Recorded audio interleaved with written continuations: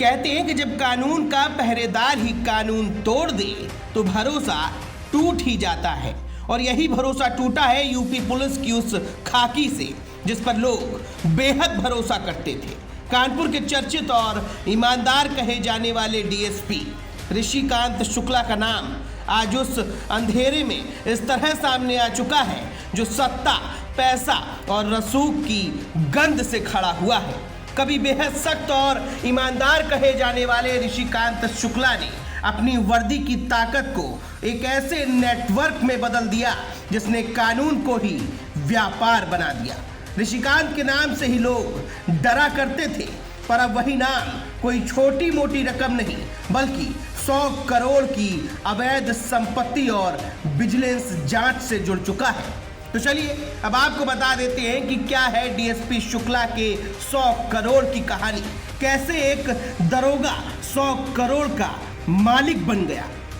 अब सवाल तो बहुत खड़े हो रहे हैं कि आखिर एक डिप्टी एसपी के पास करोड़ों की संपत्ति कहां से आई। दरअसल ऋषिकांत शुक्ला की शुरुआत बहुत सामान्य थी। पुलिस उप निरीक्षक यानी दारोगा के पद से शुक्ला ने नौकरी शुरू की और लगातार प्रमोशन पाते हुए सर्किल ऑफिसर से डिप्टी एसपी तक ये पहुंचे। लेकिन कानपुर में बिताए गए 10 साल शुक्ला के साम्राज्य के निर्माण के साल बन गए। यहीं से रिश्ता बना एक ऐसे वकील से जिसने आगे चलकर इस कहानी को अपराध की पटकथा में बदल दिया, जिसका नाम था अखिलेश दुबे। सूत्रों के मुताबिक शुक्ला और दुबे की नजदीकियां बढ़ी और कानूनी रास्तों के भीतर से ही गैर कानूनी खेल शुरू हो गया। फर्जी मुकदमे तैयार करवाना, जमीन विवादों में पक्ष लेकर दबाव बनाना और फिर आर्थिक लाभ उठाना, फर्जी एनकाउंटर के नाम पर धमकाना, कुछ यही आरोप है चर्चित डीएसपी शुक्ला के ऊपर। धीरे धीरे शुक्ला का नेटवर्क इतना मजबूत हुआ कि कई थानों और कोर्ट के बीच एक अदृश्य गठजोड़ बन गया। आज शुक्ला का नाम राजनीतिक गलियारों से लेकर उत्तर प्रदेश के हर व्यक्ति की जुबान पर आ चुका है। हर पुलिस वाला भी यही सोच रहा है कि आखिर 10 साल में 100 करोड़ बनाए कैसे। एक रिपोर्ट की माने तो शुक्ला ने कानपुर के पौष इलाके में 12 प्लॉट और 11 दुकानें खरीदी। इन संपत्तियों की कुल कीमत करीब 100 करोड़ रुपया की गई है। फिलहाल अगर सीधी भाषा में हम समझ लें तो शुक्ला ने अपने रसूख के चलते बेपनाह दौलत हासिल की, वो भी अवैध तरीके से, और उसे नंबर 1 में कन्वर्ट करने के लिए कई ऐसी कंपनियां खोली, कई ऐसी फर्में खोली जिससे पैसे को वाइट किया जा सके। अब सबसे बड़ा सवाल तो सिस्टम पर भी है।